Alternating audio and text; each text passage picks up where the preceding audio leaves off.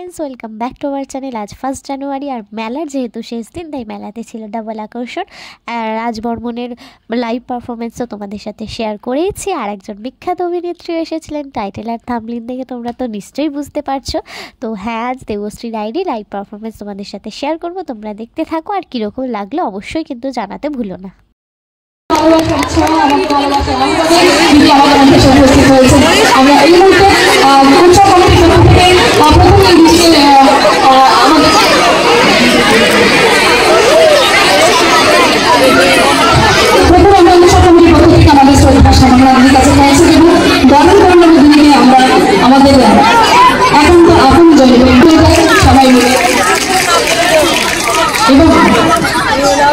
নারী শক্তিকে জাগ্রত করার জন্য প্রত্যেক অভিনেত্রীর হাতে এইভাবে একটি করে দুর্গা মূর্তি উপহার পৌঁছে দিচ্ছি আমরা।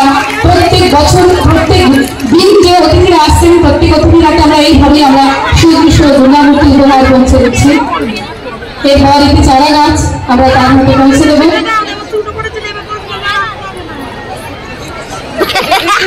একটি চারা গাছ উপহার আমরা তার হাতে পৌঁছে দিলাম। ভালোবাসার অনুমানে আমরা আজকে আপ্লুত আর তার শুধু তাই না, জনপ্রিয় তার শীর্ষ যদি রয়েছেন এখনো পর্যন্ত জগৎ বলে তো উৎসব, কিন্তু সেটাই বারবার প্রমাণ করে। নমস্কার, শুভ সন্ধ্যা। প্রথমেই সকলকে জানাই আমার তরফ থেকে নতুন বছরের শুভেচ্ছা। Happy new year 2025। আজকে হাওড়া জগৎবল্লভপুর উৎসবে এসে সত্যি খুবই ভালো লাগছে আমার। ভালো লাগছে এই সুন্দর পরিবেশ দেখে, ভালো লাগছে আপনাদের দেখে, এবং এই যে এই সুন্দর মেলাটি আমি স্টেজ থেকে যতটুকু দেখতে পাচ্ছি, আপনারা নিশ্চয়ই খুবই আনন্দিত হয়েছে এবং খুব আনন্দ করছে পরিবারের সঙ্গে, এটুকু বোঝা যাচ্ছে। তো আজকে আমি বিশেষ করে ধন্যবাদ জানাতে চাই নতুন বছরে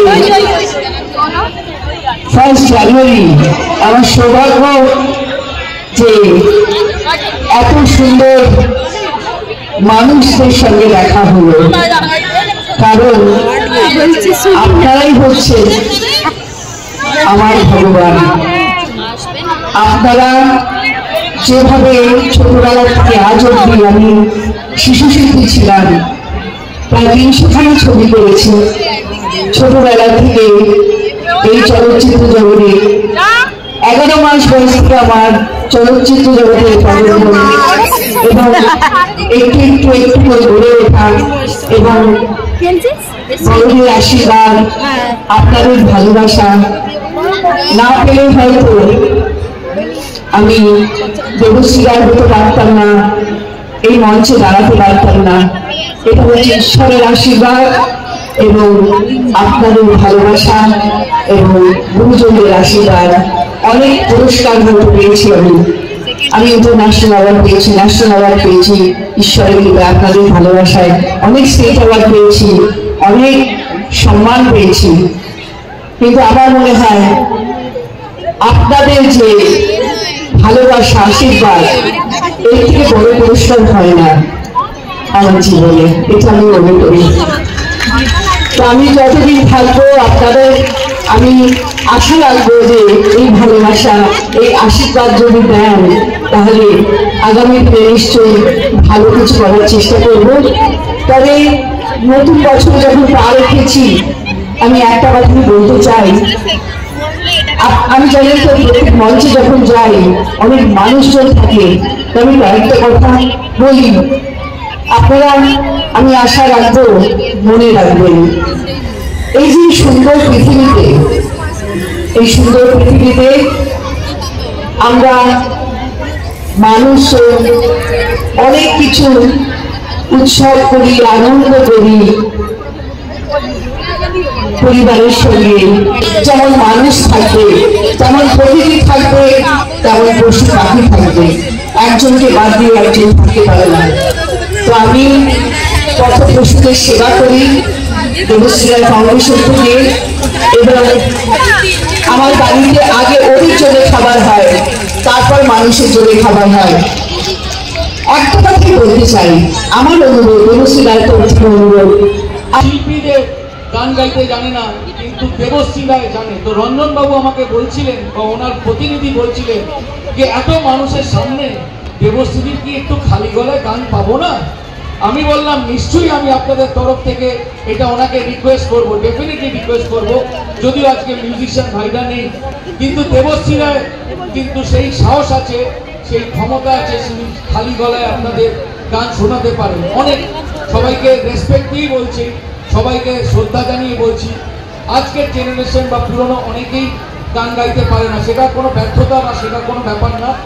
অনেকে অভিনেত্রী হয়েছে কিন্তু খুব কম অভিনেত্রী আছে যারা দুটোকে সমতলে পারে বা সেই ক্ষমতা তারা রাখে। তার মধ্যে অন্যতম আমাদের এই জনপ্রিয় একাধারে সেই অভিনেত্রী দেবশ্রী রায়। আমরা কি একটু গান শুনতে পারি, দুবলি বা এক লাইন? দেখো এখানে মিউজিশিয়ান নেই তো, মানে গানটা করা ডিফিকাল্ট, কিন্তু যখন বলছো ওদের মন খারাপ করে তো আমি যেতে পারবো না এই মঞ্চ থেকে, তাই কোনটা শুনতে চাইছো বলো?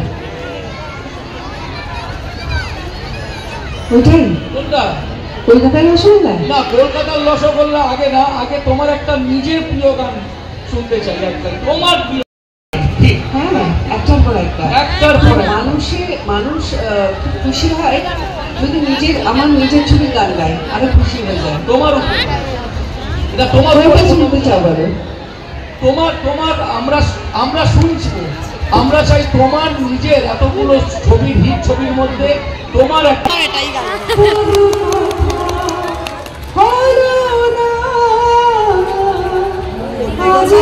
ভালো কালারে ভাই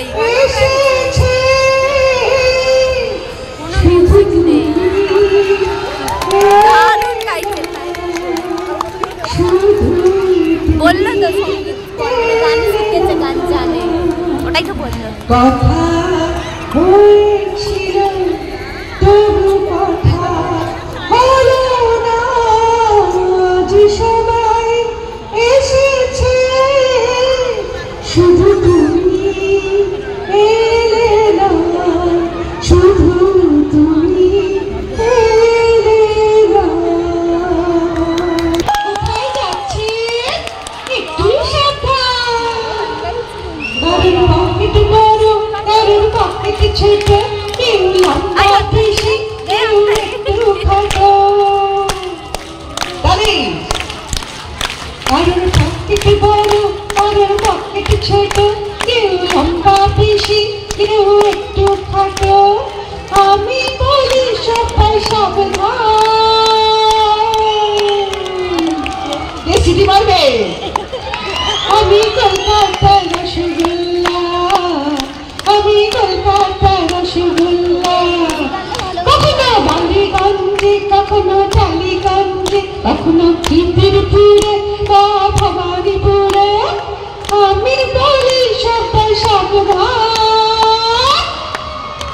আমি কলকাতার রসগোল্লা, আমি কলকাতার রসগোল্লা, আমি কলকাতার রসগোল্লা, আমি কলকাতার রসগোল্লা।